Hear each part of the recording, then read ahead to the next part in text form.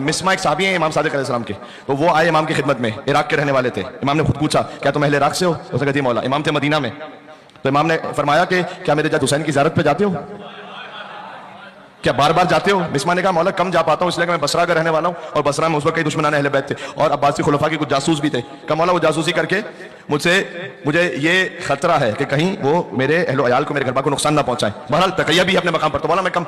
इमाम ने, अब वो इमाम ही क्या कि अगर कोई मोमिन किसी मुश्किल में है तो उसका रास्ता ना बतला दे इमाम। हाय हाय हाय। तो इमाम अलैहिस्सलाम ने कहा कि अच्छा चलो बार बार ज़ियारत पे नहीं जा पाते, तो क्या हुसैन के जिक्र को सुनकर गिरिया करते हो या नहीं? अब इमा तस्ना बे हुसैन, क्या जो हुसैन पर हुआ था, देखो ये वो ज़माना है इमाम सादिक अलैहिस्सलाम का कि कितने ही हसनी सादात अलैहिस्सलाम में से इमामजादे शहीद हो रहे थे। इमाम सादिक ने ये नहीं कहा कि तुम हुसैन पर गिरिया कर रहे हो तो क्या साथ में इनको इनको इनको भी मिला रहे हो या नहीं मिला रहे हो? और तवज्जो रखना, मैं कुछ कह रहा हूं। कहा हुसैन पर गिरिया करते हो नहीं, वही हुसैन के मसाइब पर। इमाम हुसैन के गम और गिरिया और आज़ादारी में खालिस रखें इसको, प्योर।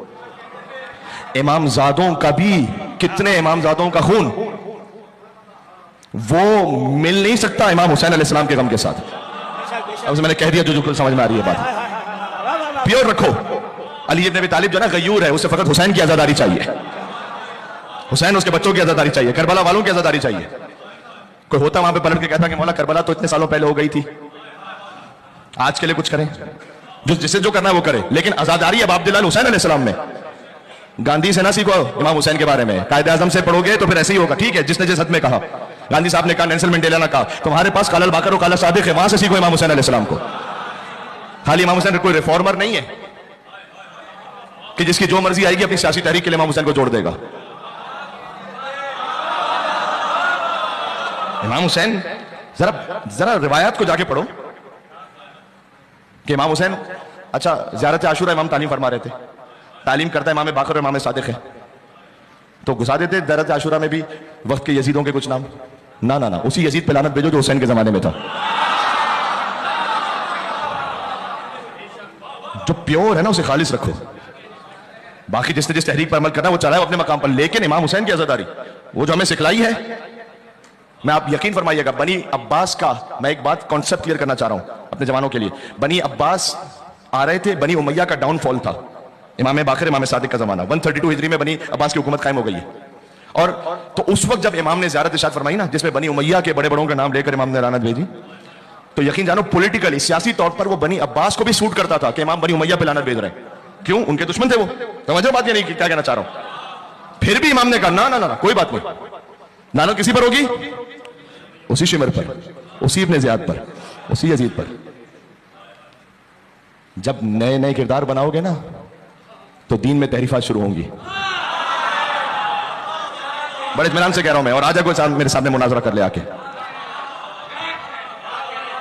काला बाकर और काला सादिक से करना मुनाजरा, उसूल काफी से करना, बहरुल अनवार से करना, लाके जेब की किताब से कहीं लाके ना करना मेरे सामने। दो जुमले अरबी के पढ़ने आते नहीं है, हमारे सामने बोलना शुरू कर देते।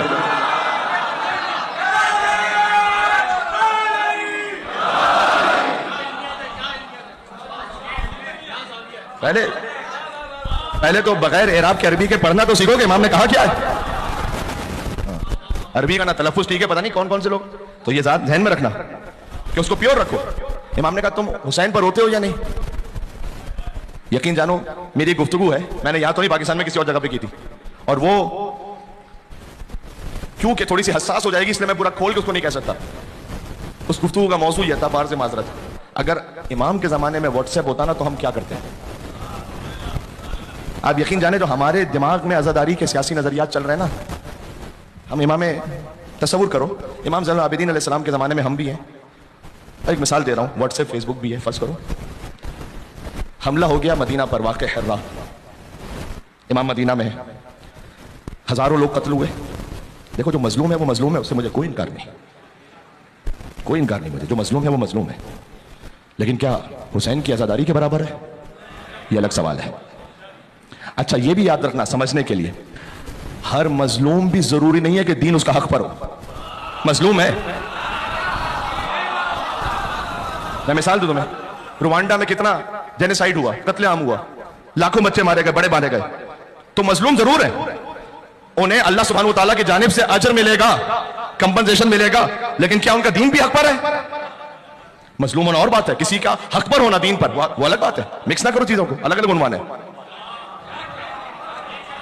मैं आपको बताऊं, ये हमारे यहां से हिस्ट्री पढ़ी नहीं जाती। बनी अब्बास ने जब बनी उमैया को मारा है ना, तो बनी उमैया से बढ़ के जालिम कौन होगा? लेकिन अगर हम खाली उस ऐनक को लगा के देखें, इन्होंने बनी उमैया के कितने बादशाहों, कितने बड़े बड़ों की कब्रों को खोद कर उनकी लाशों को निकाल कर उनकी लाशों को जलाया, तो मैं तो देख के कहूंगा बड़े मजलूम है। तो क्या मैं आजादारी में शामिल कर लूं?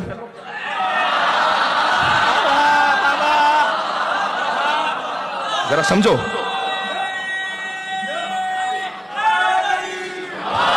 ये वाली बात समझ में आ रही है? तो बनी उमैया का डाउनफॉल है, बनी अब्बास आ रहे हैं, बड़ा सूट करता है उन्हें कोई बनी उमैया पे लानत भेजे। ये एक जुमला जो खामखाई देखो ज़हनों को तशवीश में डाल दिया जाता है। जब भी कोई आपसे कहे ना कोई बात आजादारी के बारे में, उससे कहो यार कालर बाकर तो दिखाना जरा, आपके अपने जहन की पैदावार है या इमाम ने फरमाया है? सिर्फ एक सवाल करो। मेरे लिए हुज्जत तो कालर रजा है, कालर जवाद है, वो दिखाओ। जो कहते हैं कि जो गुजर गया यजीद उस पर तो लानत भेजना बड़ा आसान है, आज के यजीद पे भेजो। तो इमाम बाकर अलैहिस्सलाम के लिए भी बड़ा आसान है, वो जो गुजरा हुआ यजीद है ना उस पर लानत भेज दे इमाम, उनके लिए भी आसान था ना। मैं उस जमाने में बात कर रहा हूं। तो जो उस वक्त का यजीद था उसके उस पर लानत भेजना मुश्किल था, जो गुजर गया था, जो गुजर गया था वो तो मरकब गया था।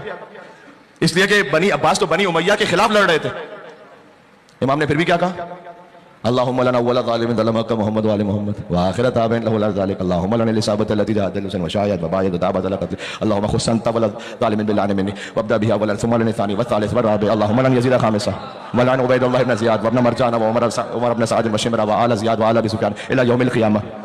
ये मौला ये सारे नाम तो आप बोले जो गुजर गए, कोई लेटेस्ट नाम ले, उन पे क्या कर रहे हैं? समझो, प्योर रखो। अब अब्दुल्लाह अल्लाह को किस पर गिरिया चाहिए?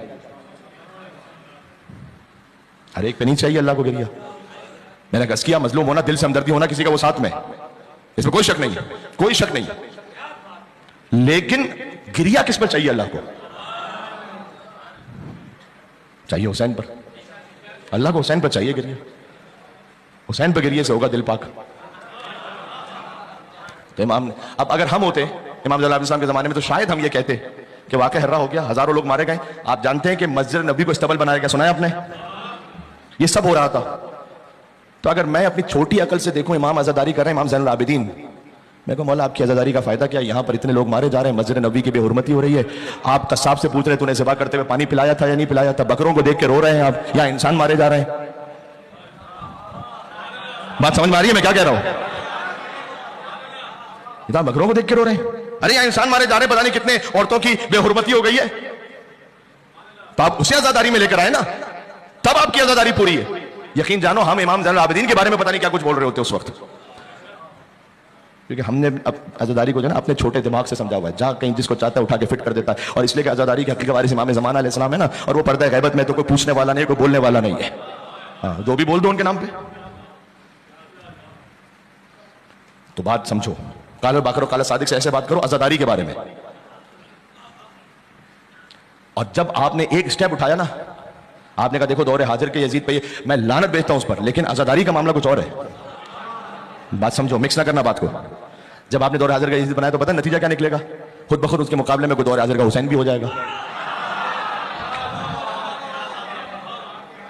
इसलिए जब आप एक स्टेप एक जाविये पे गलत चले ना, तो फिर उसके बाद एक के बाद एक के बाद एक के बाद एक मामला शुरू हो जाएंगे। इसलिए जो इमाम ने सिखलाया है, जिस तरह सिखलाया है, मिसाल के तौर पर कोई भी लफ्ज कहे, आज का यजीद, आज का ही, आप कहें कि इमाम अलैहिस्सलाम ने क्या किसी को भी अपने जमाने में ये कहा है और आजादारी में उसे शामिल किया है? ये सवाल है। क्या हारून रशीद का नाम लेकर इमाम ने आजादारी में शामिल कर दिया? उससे बड़ा कौन होगा? मामून रशीद से बड़ा कौन होगा? इमामों का कातिल है नहीं, वही इमाम ने कहा वही ज़ारत आशूरा पढ़ो। कॉन्सेप्ट्स क्लियर रखो। हाँ, बड़ा आसान है। आप चूंकि सोशल मीडिया है ना, तो कोई भी 2-3 पोस्टें आती हैं तो जवान का जहन बहक जाता है। समझ आ रही बात? मैं इमाम सादिक अलैहिस्सलाम के ज़माने में अगर होता, तो मैं किसी खास हवाले से कह रहा हूँ, तो मैं तो उनसे कहता कि मौला आप यहाँ बैठ के आज़ादारी कर रहे हैं, हुसैन हुसैन कर रहे हैं, वो रो रहे हैं, यहाँ पर कितने ही बच्चे जो है ना दीवारों में चुनवाए जा रहे हैं। तो है ये जुल्म तो है, लेकिन क्या आज़ादारी इमाम हुसैन अलैहिस्सलाम, मजलिस इमाम हुसैन अलैहिस्सलाम में ये मखलूत होकर गिरिया होगा? ना, हुसैन पे गिरिया करबला पे खालिस रहेगा। ये मैं इमाम ज़ादों की बात कर रहा हूँ, और तो किसी की बात भी नहीं कर रहा मैं।